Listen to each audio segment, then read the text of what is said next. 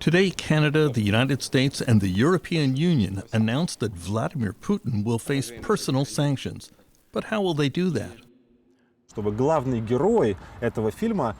year, the Russian anti-corruption crusader Alexei Navalny released this documentary showing a massive palace on the Black Sea that is obviously being built for Mr. Putin.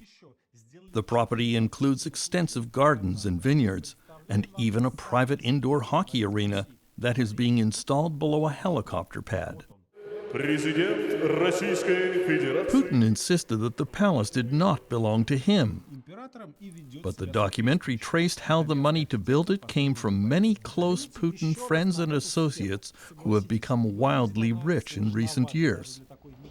Bill Browder is probably the #1 international campaigner for sanctions against Russia.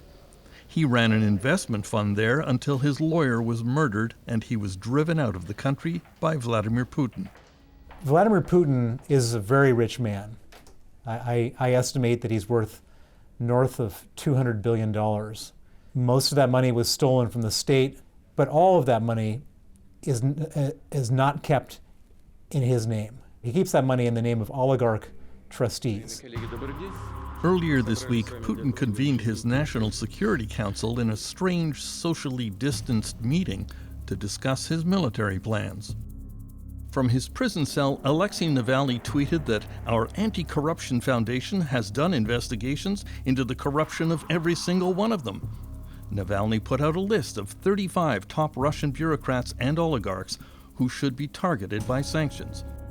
Less than half have been targeted so far.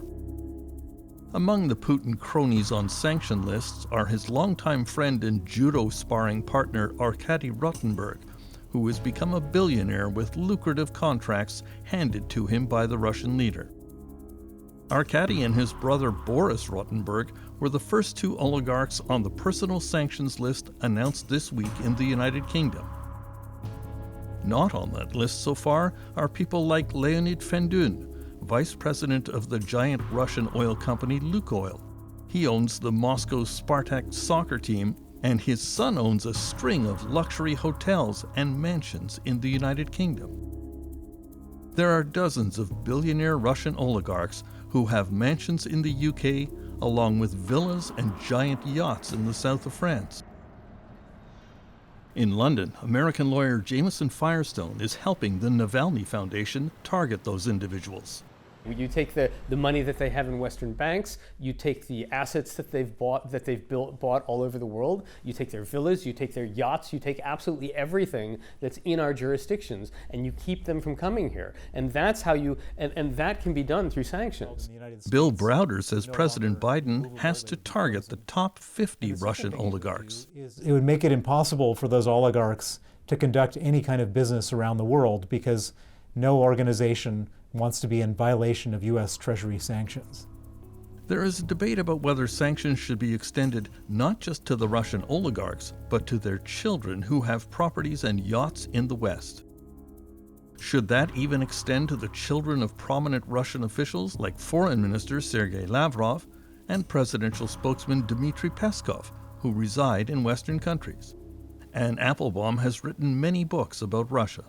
All of them have stolen money from their country and spent it abroad. And so, yes, I do think that going after their money, their property, their families, many of them have their wealth stored under the names of families, either spouses or cousins or other relatives, is really one of the only things that we can do that would actually make them feel something.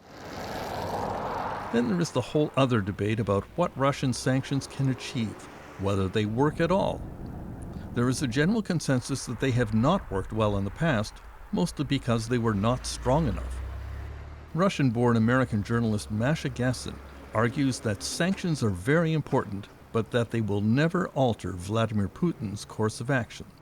It is wrong to be implicated in the bloodshed and the violence that, and the violation of international law that Putin is perpetrating. It is wrong to be funding it in any way. It's a moral question.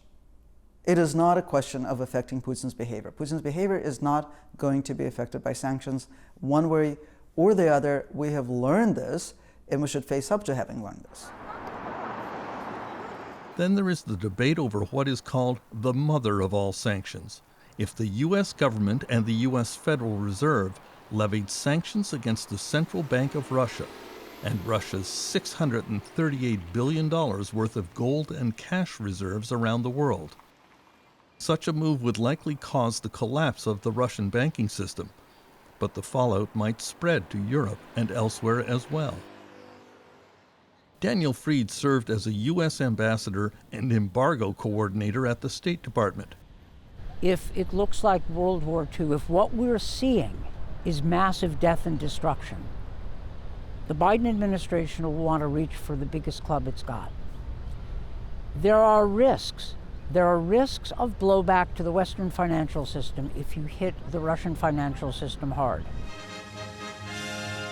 The key question about causing the collapse of the Russian financial system is this: would the Russian people blame the West or take their anger out on Vladimir Putin?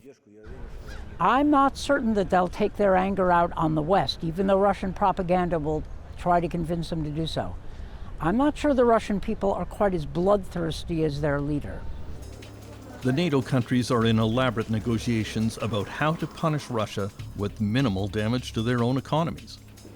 Today, the U.S. took its first symbolic step to target the sons of two of Putin's closest advisors, the first move to include families.